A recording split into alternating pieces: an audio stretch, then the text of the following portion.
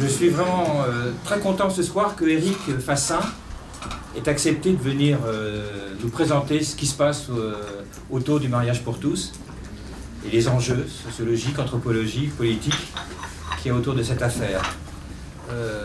Éric Fassin est professeur à Paris 8, il est sociologue et il est très engagé dans la lutte auprès des sans-papiers, auprès des immigrés. Il a beaucoup intervenu publiquement contre la politique menée en matière d'identité nationale, entre guillemets. Et c'est l'objet, d'ailleurs, il a fait un recueil de textes qui a justement vendu à la sortie, qui est son dernier recueil de textes, qui s'appelle « Démocratie précaire, chronique de la déraison d'État », dans lequel il rassemble toute une série de ses interventions sur ce sujet qui est absolument un sujet essentiel. La question des Roms, la question... Peut-être un jour, il faudra que tu reviennes de parler de ça, parce qu'avec Luc, on s'interrogeait depuis longtemps de mettre ce point-là. Et Tommaso Vitale qui termine voilà. un livre sur la politique en Italie, en France. Donc on pourrait peut-être organiser... qui a été menée à l'égard des Roms depuis 10 ans. Donc on pourrait peut-être organiser une soirée, entre autres avec toi et d'autres gens, sur ce sujet. Ce serait vraiment très important. Et puis, race, sexe, genre, c'est des questions qui sont liées. Tu diriges une collection de livres que je trouve absolument essentielle, d'une très grande qualité, qui s'appelle Genre et sexualité, qui est une collection à la découverte, qui tu co-diriges avec les Adorlin, et qui est une collection très importante parce qu'elle a mis, entre autres, elle a publié beaucoup d'auteurs français, entre autres de jeunes doctorants français. Il y a pas mal de thèses qui ont été publiées, dont la dernière sur le travail pornographique. Mais elle a publié aussi, elle a mis à la disposition du public français beaucoup de textes d'origine anglaise sur cette question-là, qui n'étaient pas disponibles auprès du public. Et entre autres, je signale, parce que celui-là je l'ai amené, le livre de Anne Fausto Sterling, qui s'appelle Corps en tout genre, la dualité des sexes à l'épreuve de la science, qui est effectivement un livre fondateur. Et vraiment que tu nous l'aies donné en France, je trouve que c'est vraiment très important, aussi bien pour les travaux universitaires que pour les militants, que pour tous les gens qui s'intéressent à cette question. Alors pourquoi, moi, ce qui m'avait dit, il faut vraiment qu'on fasse venir Éric Fassin, c'est que quand la question du mariage pour tous a commencé à se poser, ma première réaction, c'était de dire que finalement, derrière la question de l'égalité des droits, il y avait finalement, est-ce que la référence par l'État au sexe des gens doit être maintenue et est une obligation sociale, politique et culturelle. Sachant que finalement, quand on regarde bien, l'État s'intéresse au sexe des gens, il enregistre et les assigne, les oblige de s'assigner précisément à un sexe à deux moments de la vie, à la naissance et au mariage. C'est quand même les deux moments essentiels où l'État nous dit de quel sexe êtes-vous. Il nous oblige et note le sexe dont on est. Et dans ces deux moments essentiels de la vie, ça provoque des malheurs et des souffrances considérables. Et le livre d'Anne Fausto Sterling est très intéressant parce qu'il montre justement comment c'est dans un nombre de cas considérables, très compliqué, d'assigner un enfant à un sexe à la naissance. C'est-à-dire qu'il y a toute une série d'un nombre important de cas, qu'il y a un continuum entre les deux sexes, que bien souvent, on ne sait pas attribuer un sexe à un enfant à la naissance. Et on lui attribue un sexe de force, de deux forces. Aujourd'hui, c'est un mouvement qui existe, peut-être plus aux États-Unis qu'en France, mais d'anciens enfants opérés de manière brutale au moment de leur naissance pour les assigner à un sexe parce qu'on n'est pas capable de le faire. Et il y a aujourd'hui un mouvement de révolte d'adultes, de gens qui ont vieilli, qui sont révoltés contre le sexe auquel on les a assignés à leur naissance par obligation d'État. Et puis donc le deuxième moment où il y a assignation biologique à un sexe, où l'État se mêle de ça et nous fait une obligation, c'est le moment du mariage. Et donc voilà, comme tu es la personne qui connaît le mieux toutes les discussions qu'on a eues sur ce sujet, qui connaît le mieux toutes les conséquences que ça a, c'était évidemment toi qui devais nous parler de ça ce soir. D'abord, merci beaucoup pour cette invitation. Moi, je suis ravi de venir parler pour la Société Louise Michel. Je crois beaucoup, et je ne vais pas le développer ici, mais que le rôle de la sociologie, c'est pas seulement de parler aux sociologues. Je crois beaucoup que une des fonctions de la sociologie, en tout cas une dans laquelle je me reconnais, c'est de parler à la société. Ce qui veut dire en pratique que ça m'amène parfois à parler devant des publics beaucoup moins, j'imagine, bien disposés. Et Par exemple, j'ai beaucoup parlé récemment dans des contextes catholiques où ce que je raconte n'est pas toujours très bien vu.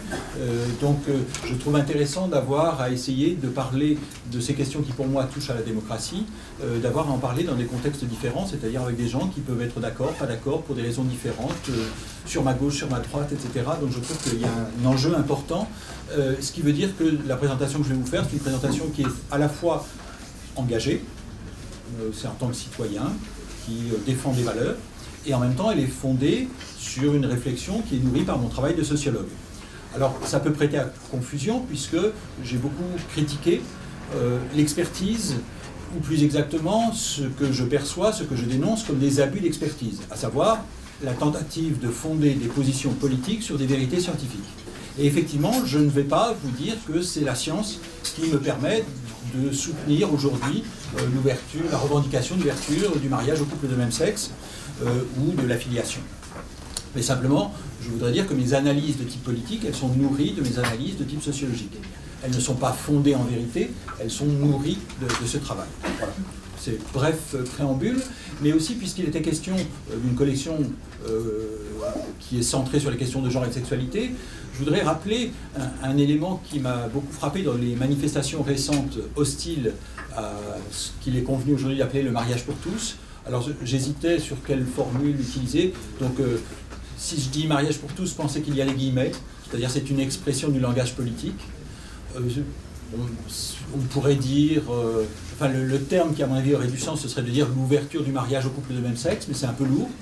Je pense, donc par exemple, il ne s'agit pas de mariage homosexuel non plus, il ne s'agit pas non plus du mariage des homosexuels, puisque après tout, deux personnes du même sexe qui se marient, qu'est-ce que je sais de leur sexualité? Je peux avoir quelques raisons de penser que les deux sont susceptibles de se reconnaître comme homosexuels, mais pas forcément. Peut-être pas les deux, peut-être que l'une des deux se considérera davantage comme bisexuelle, peut-être, etc. Bref, il n'y a pas de manière neutre, comme me semble-t-il le plus souvent en sociologie, de qualifier les choses.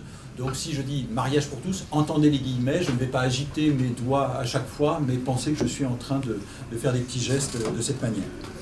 Et alors, donc il y a une continuité entre ces questions actuelles de mariage pour tous et les débats sur le genre. Vous savez qu'en 2011, il y a eu une controverse sur ce qu'il était convenu d'appeler, là aussi, guillemets à chaque fois, théorie du genre. La théorie du genre, c'est une expression qui n'a aucun sens, puisqu'il n'y a pas une théorie du genre. Le genre est un concept, ça n'est pas une théorie, et c'est un champ d'étude. Bon, donc ça n'avait pas de sens, sauf que ça avait un sens polémique, c'est-à-dire que ça permettait de disqualifier les études de genre en considérant que c'était des études qui étaient au fond comme une théorie comme une autre, donc une théorie qui était probablement fausse. Et on voyait bien des échos avec ce qui a pu se passer, en particulier aux États-Unis, autour de la question du créationnisme et l'idée que l'évolution, après tout, ça n'est qu'une théorie, etc. Bref.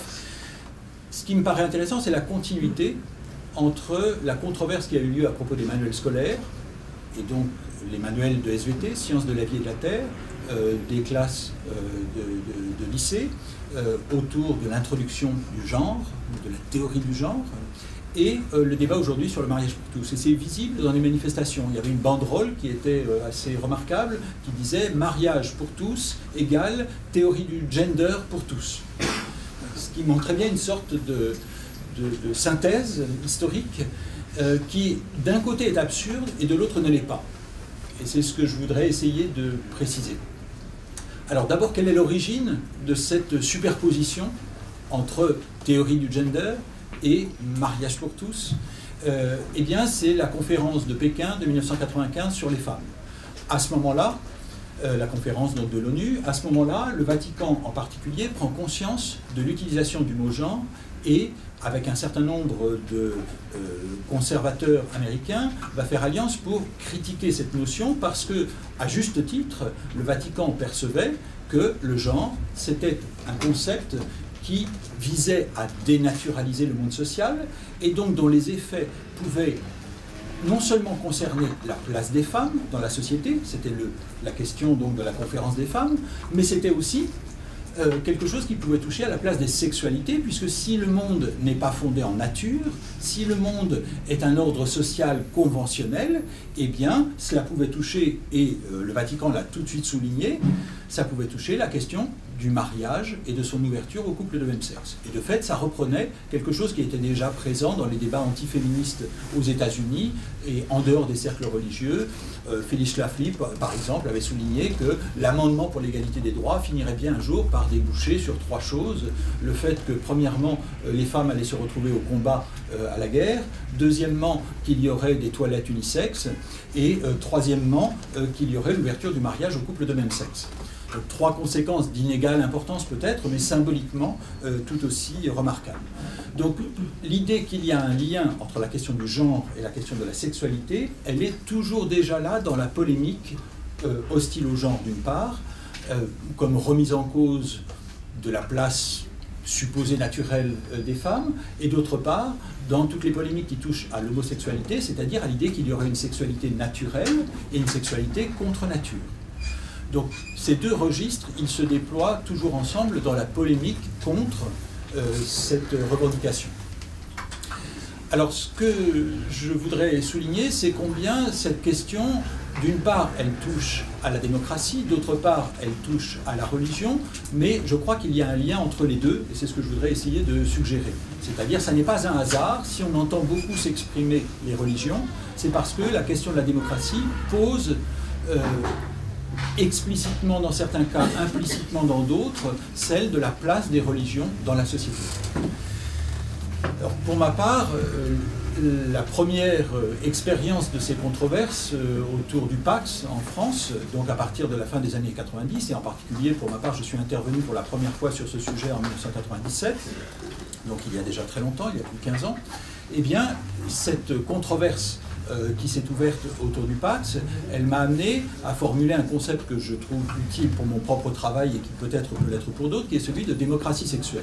Donc, je voudrais expliquer en quelques mots ce que ça veut dire et en quoi ce concept naît d'un contexte historique particulier qui était celui du débat, de la controverse, de la polémique sur le Pax et combien il continue de s'appliquer aujourd'hui, me semble-t-il, et il permet de rendre compte d'un certain nombre de choses. J'utilise le terme de démocratie dans ce cas-là, dans un sens, je crois, précis, qui est de considérer que nous vivons dans des sociétés qui revendiquent de se définir elles-mêmes et non pas d'être définies par un principe antérieur. Ça veut dire quoi? Ça veut dire qu'au lieu de considérer que les règles, les normes et les lois sont définies a priori, toujours déjà données, par un principe transcendant, qui peut être Dieu, mais qui peut être aussi la nature, qui peut être aussi la tradition, qui peut être la science, eh bien nous vivons dans des sociétés qui considèrent que les lois, les règles, les normes, c'est nous qui les faisons. C'est ça, me semble-t-il, c'est du moins, je devrais préciser, nous vivons dans des sociétés qui revendiquent cela. Ça ne veut pas toujours dire, bien entendu, qu'elles l'appliquent. Mais ça veut dire qu'il est devenu très difficile dans nos sociétés de se réclamer d'une transcendance pour fonder l'ordre social. Ça ne veut pas dire que ce soit impossible, et d'ailleurs, on voit bien que, précisément dans les débats actuels, ce que, par exemple, un cardinal disait, c'est « ça n'est pas au Parlement de changer la définition du mariage.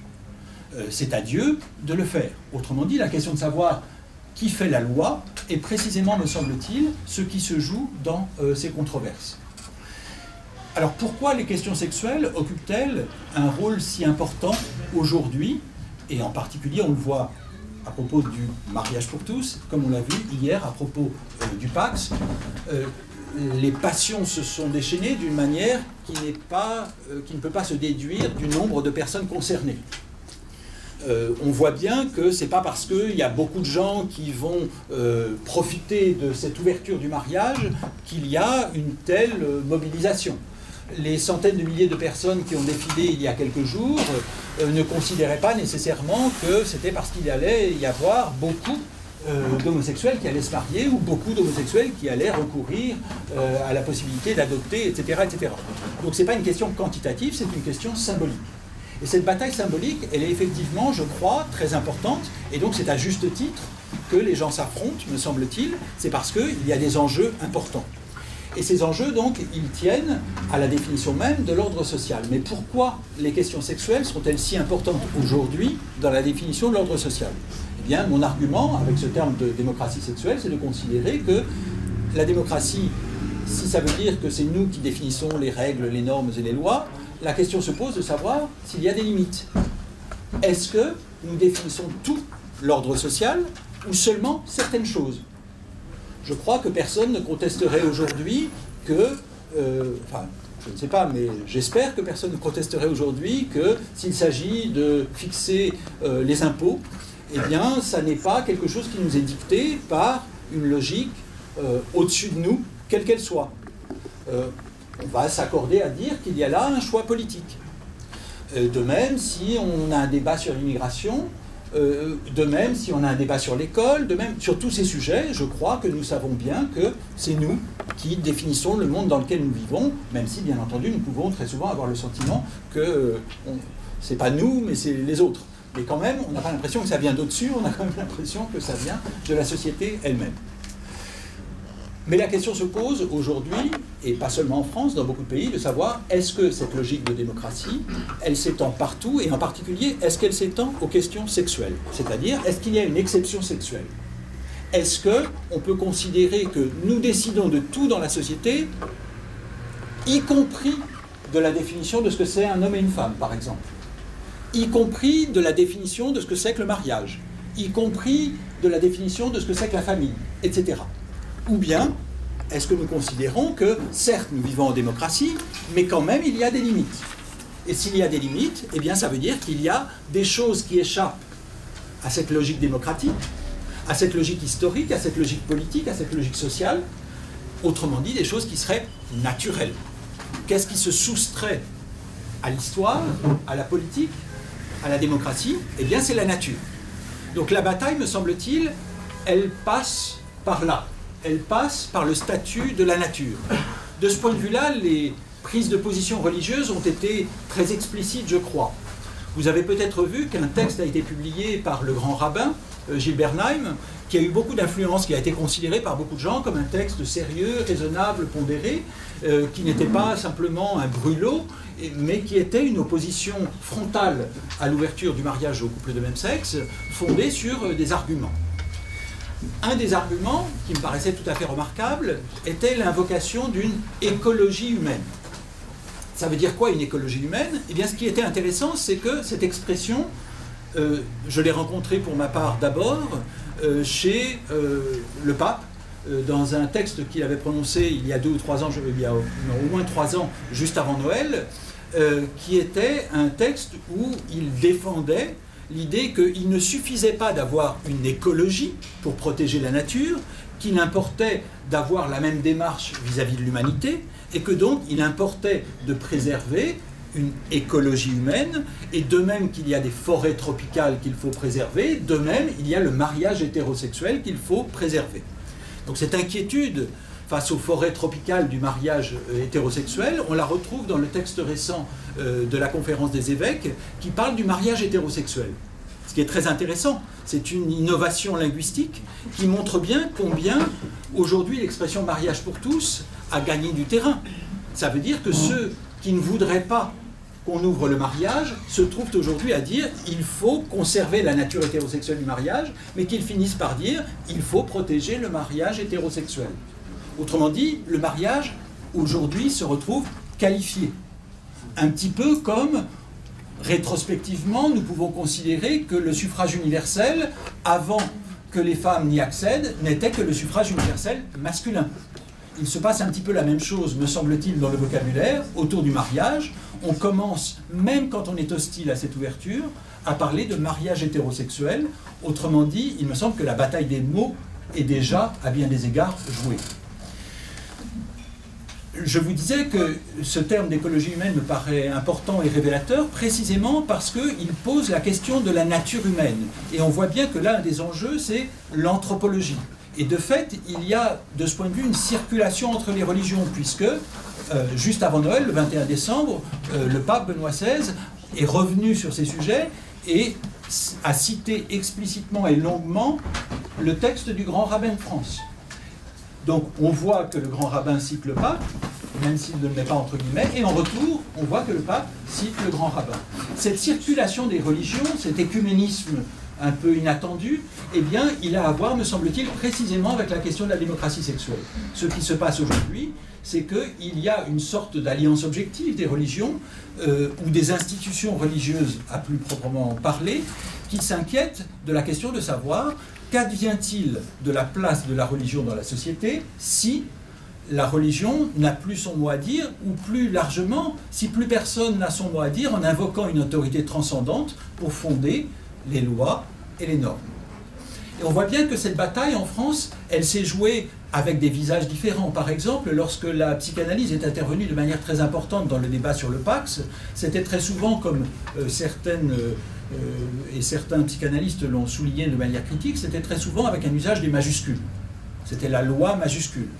Autrement dit, il s'agissait, et parfois dans un registre lacanien, souvent dans un registre lacanien, il s'agissait de mobiliser une loi qui transcenderait les lois humaines, donc une loi majuscule par opposition à des lois minuscules. J'avais été auditionné à l'Assemblée nationale il y a quelques années, à côté d'un théologien, entre autres. Il y avait aussi des juristes, mais en particulier à côté d'un théologien, Xavier Lacroix, et d'un psychanalyste, Charles Melman. Et ce qui est intéressant, c'est que tous les deux revendiquaient d'emblée de parler en tant qu'anthropologue. Et donc, moi-même, intervenant ensuite et parlant en tant que sociologue, j'avais été interrogé par les députés qui se demandaient, mais alors, l'anthropologie nous dit que c'est pas possible, et la sociologie nous dit pourquoi pas, qu'est-ce que ça veut dire ? Et en fait, on voit bien que là, l'usage du mot anthropologie, il renvoyait non pas à l'anthropologie sociale, puisque l'anthropologie sociale s'attache à montrer comment fonctionnent des sociétés, mais essayait de proposer une anthropologie davantage au sens biblique, c'est-à-dire une vision de l'homme qui dépasserait toutes les contingences historiques.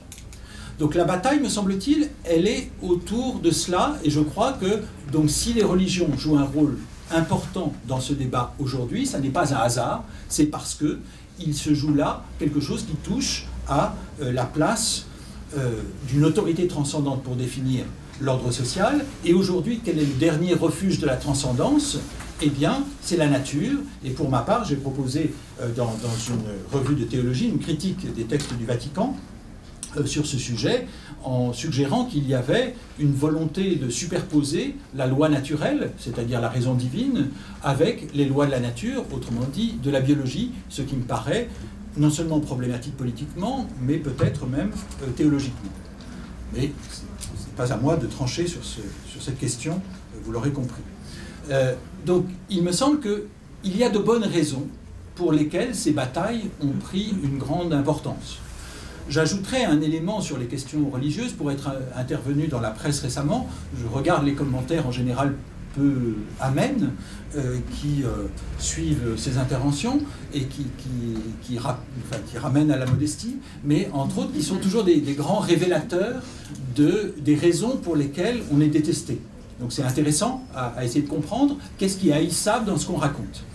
Et entre autres, je voyais un commentaire qui me paraissait très intéressant, qui s'inquiétait en disant, mais au fond, aujourd'hui, ce qui est en train de se passer, c'est qu'on est en train de réhabiliter les musulmans. Je me demandais pourquoi. Et en fait, la logique m'est apparue assez simplement, c'est que, comme vous l'avez vu, il y a en quelque sorte un front des religions. Les religions, je le disais pour l'islam, pour le judaïsme d'une part et pour le catholicisme d'autre part, mais de fait, on s'aperçoit que par exemple, l'argument tout cela va mener à la polygamie ou à la polyandrie, on l'a trouvé chez des figures de l'institution catholique, mais on l'a trouvé aussi du côté de l'UOIF.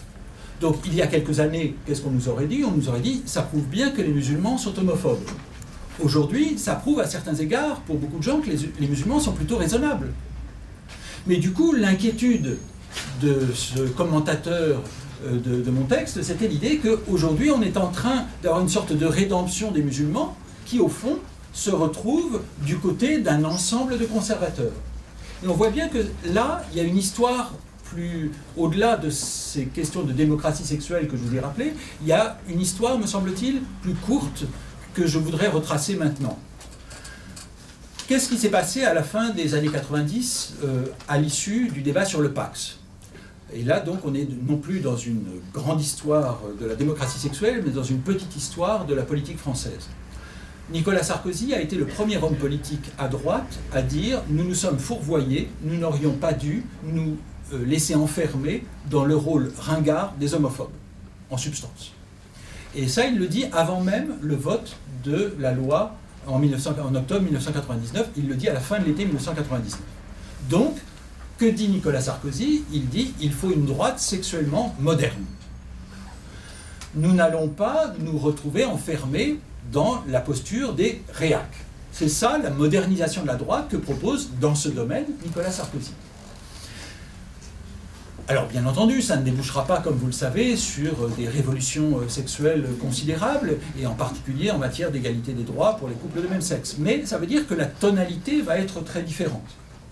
Même si, bien sûr, en 2007, moi je m'étais beaucoup intéressé à cette déclaration de Nicolas Sarkozy, qui me semblait être la première dans l'histoire de l'humanité, puisqu'il avait dit « je suis né hétérosexuel ». Et il me semblait que jusqu'alors, on avait entendu des gens dire « je suis né homosexuel », pour en gros expliquer ce mystère du fait qu'on puisse être homosexuel, mais normalement, être hétérosexuel était censé être naturel. Donc il n'y avait pas besoin de l'expliquer, de le justifier, c'était comme ça allait sans dire. Et donc il me semblait qu'il y avait une rupture anthropologique, si on peut dire, dans ce propos de Nicolas Sarkozy. Mais je termine cette parenthèse, mais moi ça m'avait beaucoup enchanté. Y compris parce qu'il y a des tas de sens qu'on peut donner à cette proposition. Mais en tout cas, ce que disait Nicolas Sarkozy, c'était donc qu'il fallait que la droite soit sexuellement moderne. Mais à quoi ça sert que la droite soit sexuellement moderne? Non seulement à ce qu'elle ne soit pas sexuellement ringarde, bien sûr, mais aussi parce que c'est entré dans les années 2000 dans une logique qui a joué un rôle très important, c'est l'opposition entre eux et nous. Nous, disait-on, sommes sexuellement modernes. Nous traitons bien nos femmes, nous traitons bien nos homosexuels. Eux, non. Et alors, eux, on voit bien dans les années 2000, eux, en général, ils ne sont pas tout à fait blancs. Il y a des chances qu'ils soient un peu musulmans. En tout cas, souvent, ils ont des rapports avec l'Afrique.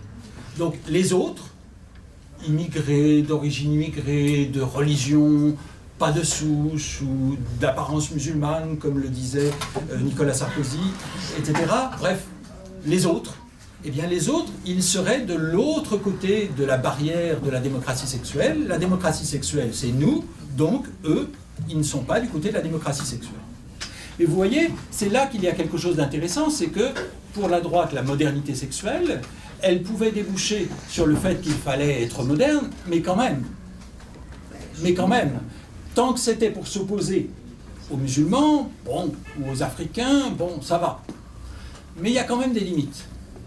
Alors ce qui est intéressant, c'est de savoir où sont les limites. Et c'est là que ce n'est pas joué d'avance. Par exemple, moi j'avais été très frappé en 2007 que lorsque Nicolas Sarkozy était candidat à la présidence de la République, au moment où il essayait de justifier la création d'un ministère de l'immigration et de l'identité nationale, il disait « Chez nous, les femmes sont libres ». Autrement dit, chez eux, non. Alors chez nous, elles sont libres de quoi? Elles sont libres de se marier, par exemple, elles sont libres de travailler, etc. Mais ce qui me paraissait très remarquable, et je le répète toujours parce que je crois que je suis la seule personne à m'en être étonné jusqu'à ce jour, c'est qu'il ajoutait, et c'était dans ces spots de campagne qui passaient à la télévision tous les jours, et donc tout le monde les voyait, il ajoutait le droit à l'avortement. Le droit à l'avortement faisait partie de l'identité nationale pour Nicolas Sarkozy en 2007. Et ce qui est intéressant, c'est qu'on n'a entendu aucune protestation du côté de l'Église catholique, par exemple. Et ça n'était pas isolé, puisqu'au même moment, il choisissait comme figure emblématique de sa campagne Simone Veil. Donc ça n'était pas quelque chose d'insignifiant. C'était une volonté de dire qu'au fond, la différence entre nous et eux, elle est validée par cette question de l'avortement. Ce qui, empiriquement, n'a pas forcément beaucoup de sens, parce que ça ne veut pas dire que les musulmans soient forcément contre l'avortement, etc. La question n'est pas là, mais symboliquement, ça voulait dire nous sommes du côté de la modernité sexuelle, de la démocratie sexuelle, eux, non. Et on voit que ce qui est en train de se passer aujourd'hui, c'est que c'est cette composition des années 2000, qui n'était pas propre à la France, mais qui se jouait aussi en France, qui est remise en cause. Aujourd'hui, au fond, l'inquiétude de ce commentateur sur Internet, c'est l'idée que pourrait s'effacer ce monde des années 2000, où l'opposition entre nous et eux, elle n'avait pas besoin d'être pensée en termes racistes, puisque ce qui nous séparait, nous, de eux, c'est que nous étions du bon côté de la démocratie sexuelle, et eux, non. Donc voilà la conjoncture politique dans les années 2000 qui est en train peut-être de bouger aujourd'hui avec cette convergence de certains discours religieux institutionnels. Mais il y a un autre élément que je voudrais souligner en utilisant une partie de mon travail qui a été fondée sur la comparaison entre la France et les États-Unis. J'avais été très frappé dans les années 1990, avant le débat sur le Pacs, du fait qu'aux États-Unis, alors même que le débat s'était ouvert depuis en gros 1989, comme en France d'ailleurs, autour de la reconnaissance des couples de même sexe, eh bien, aux États-Unis, les passions étaient extrêmement violentes, alors qu'en France, jusqu'en 1997, il semblait y avoir une certaine indifférence. Bien sûr, il y avait de ci, de là, des propos homophobes, mais personne n'avait l'air de se passionner avant 1997 pour la question de la reconnaissance des couples de même sexe. Il y avait des pétitions signées ici et là, mais ça n'empêchait personne de dormir. Donc je croyais qu'il y avait une différence culturelle entre les États-Unis, où l'homophobie me paraissait plus explicite, plus virulente, et la France, où au fond nous serions sortis de tout cela parce que ces questions avaient été réglées depuis longtemps. Et on sait bien qu'au début des années 1980, on a eu le sentiment en France d'en avoir fini avec la politique de l'homosexualité, puisqu'on était dans un monde de tolérance, à condition bien sûr que les homosexuels aient le bon goût de se montrer discrets. Donc ça, c'était, me semble-t-il, un sentiment partagé, c'est-à-dire que mon erreur, puisque rétrospectivement je crois qu'il s'agissait d'une erreur, je pense qu'elle était d'une certaine banalité, le sentiment que, oui, bien sûr, il y a de l'homophobie, mais elle est résiduelle. Or, en fait, qu'est-ce qu'on a vu pendant le débat sur le Pacs? C'est que l'homophobie n'était pas résiduelle, elle a été très visible.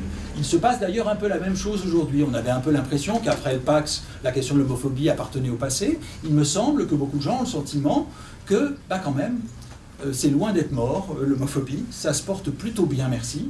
Et donc, il y a quelque chose à réfléchir de ce côté-là, me semble-t-il. Pourquoi la question de l'homophobie ressurgit-elle avec intensité?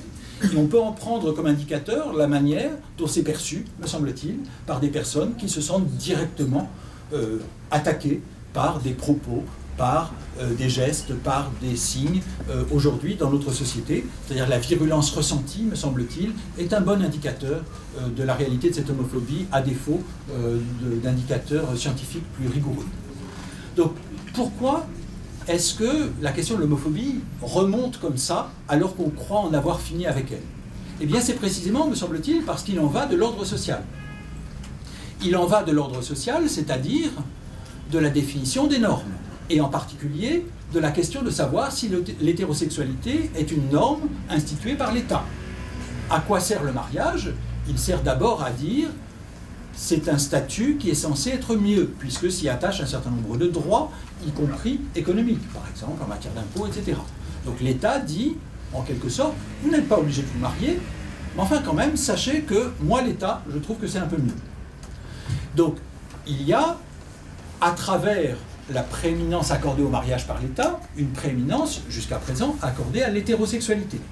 Et on voit bien que les personnes qui s'opposent à l'ouverture du mariage aux couples de même sexe veulent préserver l'idée que, quand même, l'hétérosexualité, c'est mieux.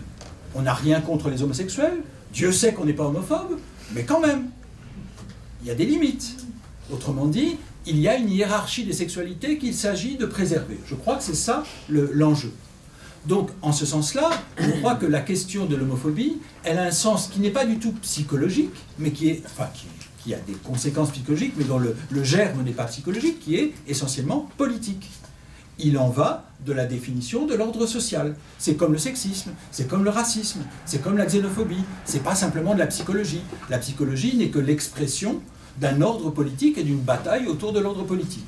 Donc il me semble que l'homophobie aujourd'hui, elle est fondée, comme elle l'était en 1997-1999 pendant le débat sur le Pacs, sur la question de savoir si l'on est prêt à accepter de sortir d'une logique qui serait seulement de tolérance pour entrer dans une logique de reconnaissance, c'est-à-dire d'égale reconnaissance. Non pas de reconnaissance de communauté, mais de reconnaissance du fait qu'il y a des droits égaux.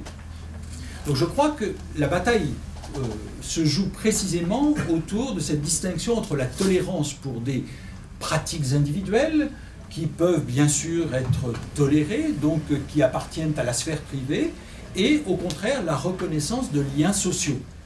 Autrement dit, le fait que les sexualités minoritaires définissent non seulement des pratiques, mais aussi des modes de vie, c'est-à-dire aussi des relations, des manières d'être dans la société. Alors, c'est là que la comparaison avec les États-Unis m'intéressait, parce que on s'apercevait qu'il y a des différences assez importantes entre la manière dont s'était déroulé dans les années 1990 le débat aux États-Unis et la manière dont il s'est déroulé à la même époque en France. En particulier sur 3 points que j'évoquerai plus rapidement pour les premiers. La première différence qui me paraissait intéressante, c'était le statut du savoir. En France, on a vu invoquer un savoir du côté de la psychanalyse, du côté de l'anthropologie, du côté de la sociologie, qui pouvait fonder une position, c'est-à-dire dire la norme, dire la loi. Aux États-Unis, ce n'est pas du tout le cas. C'est-à-dire que toutes les associations professionnelles, enfin, l'Association américaine de psychologie, l'Association américaine de psychanalyse, l'Association américaine de psychiatrie infantile, j'en passe et des meilleurs, mais aussi l'Association américaine d'anthropologie, etc. Tous ces corps de métier sont intervenus avec des textes pour dire il n'y a pas de problème. Il n'y a pas de problème sur l'ouverture égale des droits, etc. Nos savoirs ne nous ont pas permis de dire qu'il y avait des problèmes. En France, on n'a pas du tout entendu l'équivalent, et lorsqu'on a entendu souvent des autorités scientifiques, c'était plutôt, non pas pour dire oui, mais plutôt pour dire non, mais aussi non pas à partir d'enquêtes, comme ça avait été le cas aux États-Unis, par exemple, en psychologie, des enquêtes auprès des enfants, etc., mais plutôt à partir des règles mêmes de la psychanalyse ou de la psychologie, ou etc. Donc c'était une première différence que je ne vais pas développer ici, mais qui me paraissait assez remarquable, c'est-à-dire le statut différent du savoir dans les débats aux États-Unis et en France. Mais il y avait une deuxième différence qui m'intéressait beaucoup, qui était la différence de tonalité politique, et qui éclaire mes propres engagements, même si ça n'est pas la chose du monde la plus intéressante, ça l'est en partie à mes propres yeux. Qu'est-ce qui différenciait de ce point de vue les États-Unis et la France? C'est qu'aux États-Unis, la querelle autour du mariage était partie, entre autres, d'une figure intéressante, originale, Andrew Sullivan, qui est un essayiste, journaliste, homosexuel, catholique, britannique et conservateur. Et donc, il était pour le mariage gay, mais il le revendiquait au nom du conservatisme. Il disait, à quoi ça sert le mariage? Ça sert à civiliser les gays, en substance. Les arracher au backroom pour qu'ils soient dans le foyer domestique. C'était son argument, même s'il semble que ça n'ait pas suffi à le distraire de certaines tentations, comme ça s'est révélé par la suite. Mais peu importe, en tout cas son argument politique était, le mariage c'est fait pour tenir les gens, c'est à ça que ça sert. Du coup, aux États-Unis, on a entendu une critique du mariage gay, mariage pour tous, puisqu'on n'en disait pas cette expression bien sûr aux États-Unis, une critique de l'ouverture du mariage aux couples de même sexe, radicale, qui a été très importante, et qui disait « vous essayez de nous civiliser ». Mais ce « vous essayez de nous civiliser et de nous normaliser », il prenait tout son sens dans un contexte où effectivement cet argument était très présent. Et il était très présent chez les conservateurs, comme Andrew Sullivan, mais il était très présent aussi chez un juriste plutôt libéral, comme William Eskridge, qui utilisait très spécifiquement l'expression « civiliser les gays ».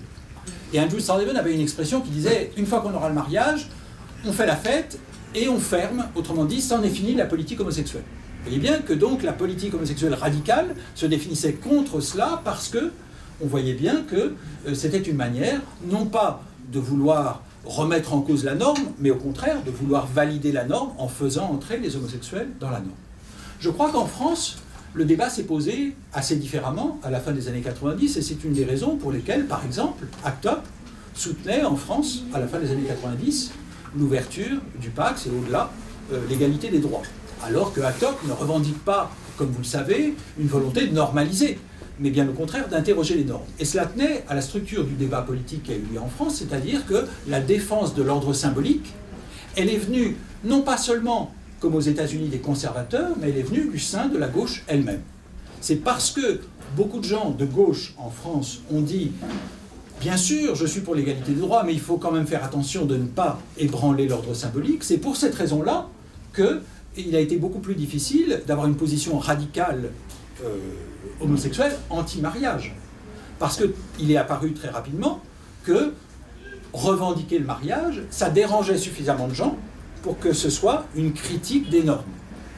Donc le contexte politique n'est pas du tout le même tel qu'il s'est déployé en France et aux États-Unis à la fin des années 90, et je crois que c'est important parce qu'au fond, on se pose toujours la question pour une revendication de savoir est-ce qu'elle est de gauche ou est-ce qu'elle est de droite, est-ce qu'elle est progressiste ou est-ce qu'elle est conservatrice. Et cette ambiguïté qui aujourd'hui joue dans beaucoup de domaines, par exemple, il me semble qu'autour du voile islamique, on voit bien que la question de savoir qui est à droite, qui est à gauche n'est pas toujours parfaitement claire. Eh bien, il me semble que ça joue de manière exacerbée à propos de l'ouverture du mariage aux couples de même sexe.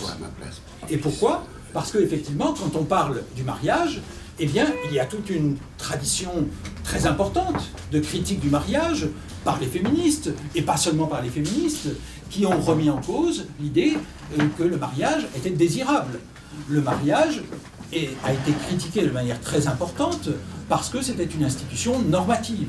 Et donc, aujourd'hui, un certain nombre de gens se retrouvent un peu déconcertés à se dire « mais pourquoi devrais-je me mettre à soutenir l'ouverture du mariage aux couples de même sexe alors que je trouve que le mariage n'est pas une bonne chose ?»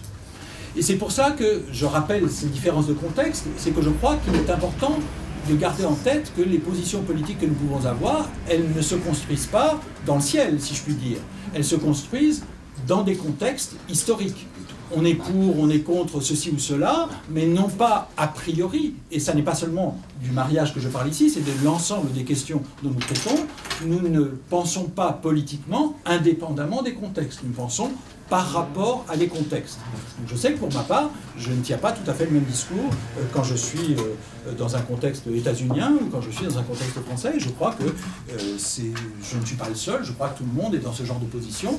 Ça dépend des contextes. Et ce que je dis aujourd'hui n'est pas forcément ce que je dirai demain. C'est-à-dire que par exemple, avec des collègues, nous projetons de faire un colloque juste après le vote de la loi qui s'appellerait « Au-delà du mariage ».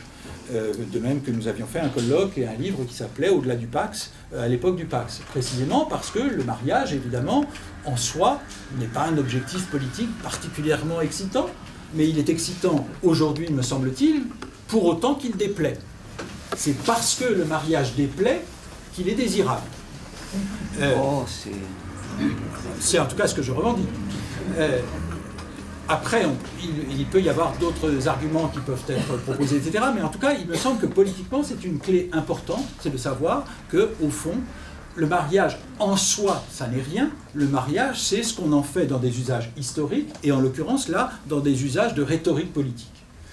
Quand vous voyez que, par exemple, on a vu des défenseurs de l'ordre symbolique en France invoquer la figure de Foucault et donc valoriser une sorte de radicalité libertaire, paradoxal, puisque Foucault n'est pas exactement libertaire, comme vous le savez. Il y a eu des effets paradoxaux, et donc il me semble que nous sommes tous pris dans ces paradoxes. Il ne s'agit pas seulement de dénoncer la mauvaise foi des paradoxes des autres, mais de bien voir que toute position, elle est prise dans un contexte historique. Il y a un troisième élément dans la comparaison franco-états-unienne qui me paraissait bon à penser, si l'on peut dire, c'est le fait que, en France, comme vous le savez, soit on est contre la totalité des droits, qu'il s'agisse du Pax, qu'il s'agisse du mariage, qu'il s'agisse de l'ouverture du droit à l'adoption, qu'il s'agisse de l'ouverture de l'accès à la procréation médicalement assistée, voire à la gestation pour autrui, etc. Soit on est pour une chose, ou éventuellement pour deux, ou éventuellement pour trois, ou éventuellement pour quatre. Donc il y a des gradations. Mais ces gradations, elles ne sont pas aléatoires. C'est-à-dire qu'en fait, si on est pour une seule chose seulement, ce sera le Pax. Et aujourd'hui, vous voyez bien que, par exemple, on entend la droite ou l'Église catholique dire « on veut bien une union civile », ce qui est tout à fait nouveau, puisqu'on ne les a pas entendus soutenir le Pax il y a 15 ans. Et ça veut dire qu'aujourd'hui, ils peuvent être pour une union civile. Il y en a d'autres qui vont dire « je suis pour le mariage, mais quand même pas pour l'adoption ». Et après, il y en a qui vont dire « je peux être pour l'adoption, mais quand même pas pour la PMA ». Et après, on va dire « oh, moi je suis pour la PMA, mais en tout cas pas pour la GPA », la gestation pour autrui, c'est-à-dire les mères porteuses. Donc il y a une gradation. Et cette gradation, elle est fondée en particulier sur une logique qui est que, au fond, je crois qu'en France aujourd'hui, ce sur quoi il y a eu consensus, c'était l'idée que la filiation devait échapper au débat démocratique. C'est-à-dire, le mariage, pourquoi pas, après tout, on s'en fiche. Les gens se marient ou ils ne se marient pas. Ils divorcent ou ils ne divorcent pas. Ils se remarient ou ils ne se remarient pas. C'est ce que la sociologue Irène Théry appelle le démariage, c'est-à-dire la privatisation de l'institution du mariage. Ce qui me paraît intéressant, c'est que cette vision-là, elle est très largement partagée en France. Au fond, le stigmate, par exemple, qui s'attache encore aujourd'hui aux États-Unis aux naissances hors mariage, il a disparu, me semble-t-il, en France. Plus d'un enfant sur deux naît hors mariage, sans que nous considérions que ce sont, par exemple, les classes dangereuses qui ont des enfants hors mariage. Au fond, c'est nous. C'est pas eux. Aux États-Unis, ça n'est pas du tout le cas. C'est-à-dire qu'il y a toujours un stigmate racial qui s'attache aux naissances extra-conjugales.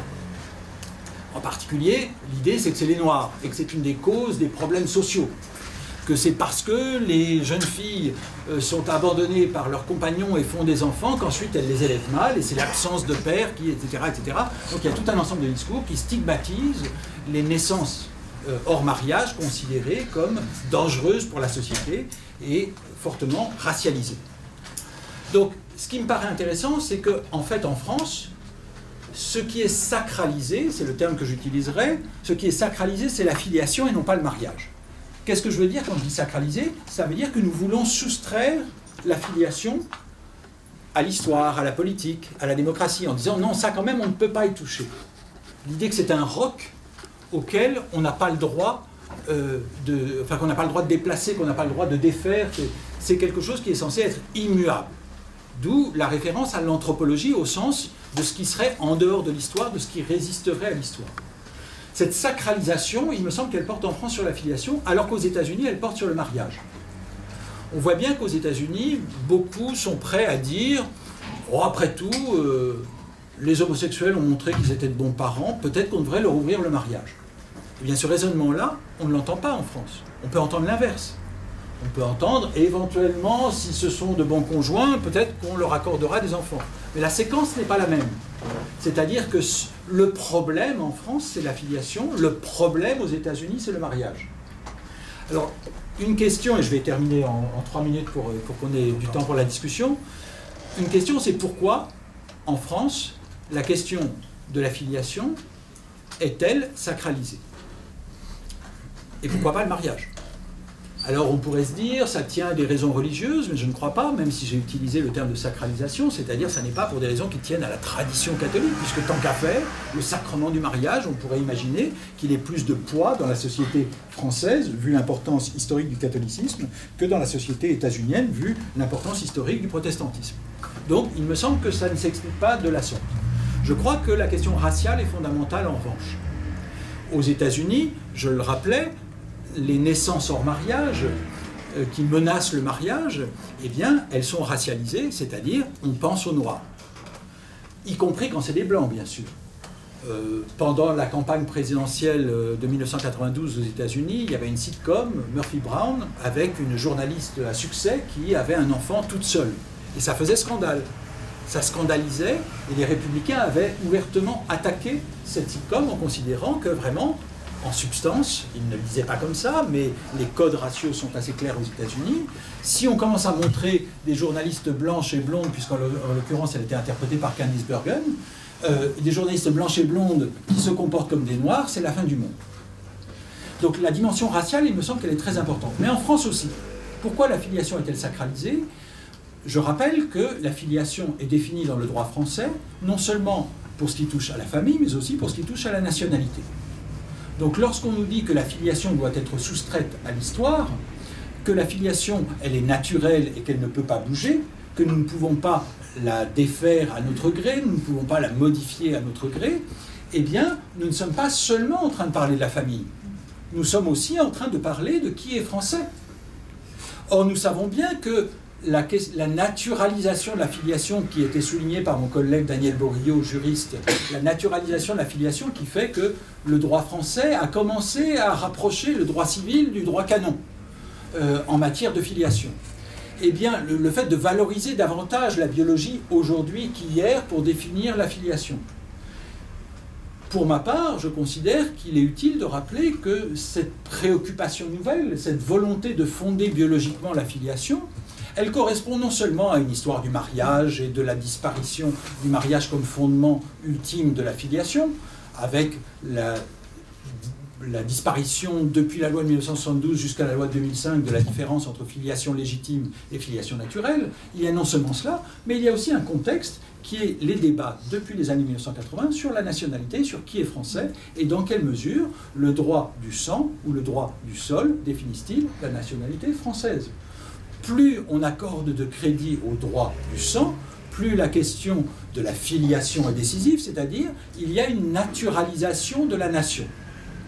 Et je crois que si en France on a vu monter les questions raciales, c'est bien que la question de savoir qui est français et qui ne l'est pas, ça se dit de plus en plus dans un registre qui est celui de la biologie. Pourquoi la question des mariages dits mixtes, ce qui est paradoxal dans le contexte de l'ouverture du mariage aux couples de même sexe, pourquoi la question des mariages dits mixtes, c'est-à-dire binationaux, se pose-t-elle de manière aussi exacerbée? Parce que ces mariages binationaux, ils sont perçus comme des mariages biraciaux. C'est-à-dire parce qu'ils touchent à la question de la couleur nationale. Donc je crois que la racialisation de la filiation, la volonté de fonder biologiquement la filiation, elle ne doit pas se comprendre seulement dans le contexte des débats autour de l'homosexualité, mais elle doit se comprendre aussi dans le contexte des débats concernant la nationalité, les Français dits de souche, le droit du sang, etc., etc. Donc je crois qu'il est important de restituer ces différents contextes pour penser politiquement ce qui se joue aujourd'hui autour de la filiation, de cette sacralisation de la filiation, parce que, encore une fois, si l'homosexualité ne parlait que de l'homosexualité, quand même, il n'y en a pas tant que ça des homosexuels. Et quand même, parmi ces homosexuels, il n'y en a pas tant que ça qui vont vouloir se marier, il n'y en a pas tant que ça qui vont pouvoir avoir des enfants. Comme vous le savez, par exemple, l'adoption, aujourd'hui, c'est pas beaucoup de monde, parce qu'il n'y a pas beaucoup d'enfants adoptés. Et si on parle de l'adoption au niveau international, on sait bien que c'est très compliqué aujourd'hui pour les couples de même sexe d'adopter des enfants venus de pays qui peuvent être réticents, voire hostiles à l'adoption par des couples de même sexe. Donc en fait, nous sommes dans des batailles qui sont pour une grande part symboliques. Mais évidemment, le symbolique, c'est très important. C'est très important parce que ça touche à la définition des normes. Et ce que je veux suggérer, donc j'arrête là-dessus, c'est que s'il est important de se poser ces questions, c'est pas parce qu'il y a des gens qui veulent se marier, c'est parce que ça pose la question des normes. Et ça pose la question des normes, et c'est la raison pour laquelle, pour ma part, je suis engagé sur ces questions depuis maintenant une vingtaine d'années, c'est que la question des normes, c'est non seulement la question des normes sexuelles, familiales, conjugales, amoureuses, tout ce que vous voudrez, c'est non seulement ça, mais c'est aussi la question des normes nationales, la question des normes raciales. Et il me semble que donc la question qui est posée, ce n'est pas un hasard si elle finit par être décisive aujourd'hui dans les débats sur la démocratie, c'est-à-dire de savoir jusqu'où peut-on pousser la logique démocratique ou au contraire jusqu'où peut-on la remettre en cause en renaturalisant l'ordre social, c'est-à-dire en assignant des places fondées en nature aux uns et aux autres ou plus souvent aux unes et aux autres. Je vous remercie.